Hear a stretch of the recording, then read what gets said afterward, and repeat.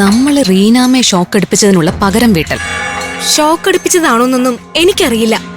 അതുപോലുള്ളൊരു അനുഭവമായിരുന്നു. അതെന്താണ് അങ്ങനൊരു അനുഭവം?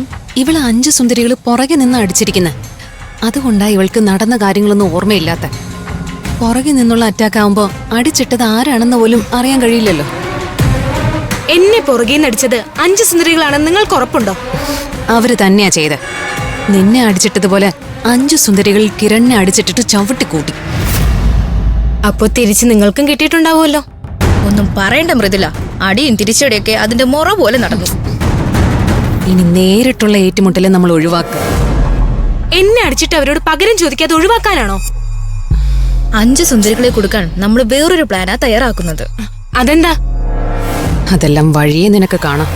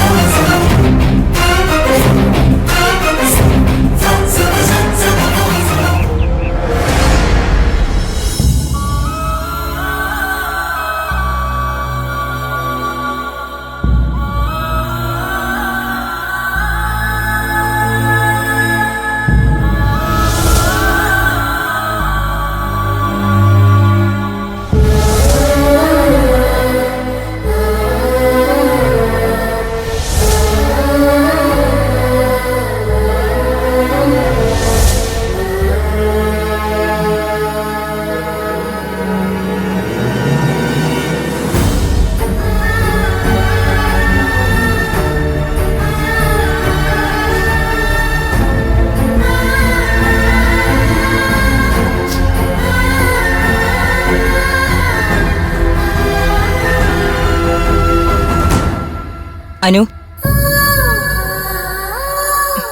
അനു, നീ എന്താ സ്വപ്നം കണ്ടോണ്ടിരിക്കുവാണോ? ഫുഡ് വിളമ്പി മുന്നിൽ വെച്ചിരിക്കുന്നതേ കഴിക്കാനാ. നീ ഫുഡ് കഴിക്കുന്നില്ലേ?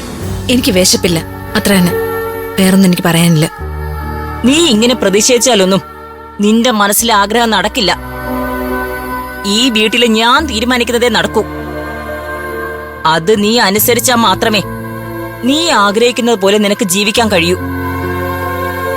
അല്ലാതെ ഈ വീട്ടിൽ പട്ടിണി സമരം തുടർന്നാൽ വിശന്ന് തളർന്നു വീഴും. പിന്നെ ഹോസ്പിറ്റലിൽ പോയി കിടക്കേണ്ടി വരും. ഇതൊക്കെ ഇവിടെ സംഭവിക്കൂ. എടുത്ത് കഴിക്കടി. എനിക്ക് വേണ്ട. നിനക്ക് പിന്നെ എന്താ വേണ്ടത്? നിന്റെ ഫ്രണ്ട്സിന്റെ കൂടെ നാട് നീളെ ആടിപ്പാടി തോന്നിയാസം കാണിച്ച് നടക്കണോ? അവളുമാരുടെ കൂടെ നടന്ന് നിനക്ക് നശിക്കണോ? അമ്മ എന്നെ എന്ത് വേണമെങ്കിലും പറഞ്ഞോ. എന്റെ ഫ്രണ്ട്സിനെ പറ്റി അനാവശ്യം പറയരുത്. അതെനിക്ക് സഹിക്കാൻ പറ്റില്ല. നിനക്ക് വേണമെങ്കിൽ എടുത്ത് കഴിക്കടി. അമ്മ, എനിക്കെന്റെ ഫോണൊന്ന് തിരിച്ചു തന്നൂടെ? ഞാൻ എന്റെ ഫ്രണ്ട്സിനെ ഒന്ന് വിളിച്ചോട്ടെ. എന്താണ് ഇത്ര അത്യാവശ്യം? നിന്റെ കോളേജുമായി ബന്ധപ്പെട്ട കാര്യങ്ങൾക്കാണെങ്കിൽ ഒഫീഷ്യൽ മെയിൽസ് എല്ലാം എനിക്ക് വരുന്നുണ്ട്.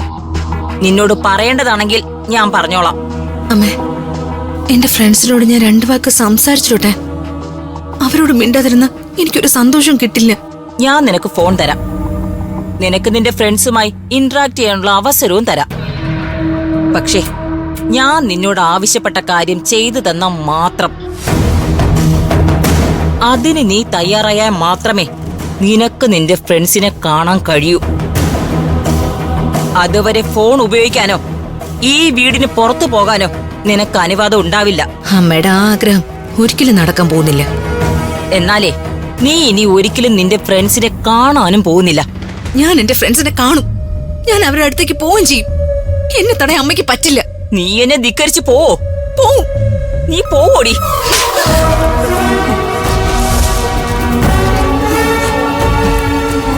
നീ പോവല്ലേ?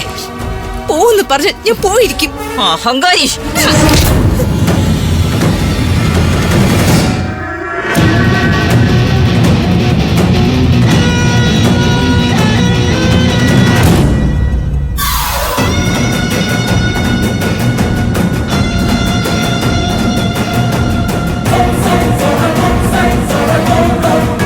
എന്താ ഓർമ്മളെ നീ ചെയ്യുന്നത്?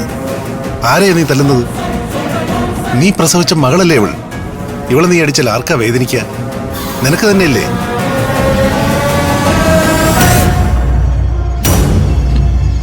ഞാൻ പിന്നെ എന്ത് വേണം നന്ദ?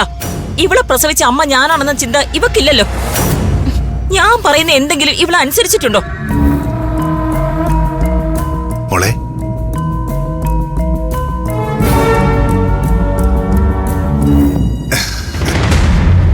എന്താ മോളുടെ പ്രശ്നം? അത് പരിഹരിച്ചു തരാൻ ഇവിടെ അങ്കിളില്ലേ?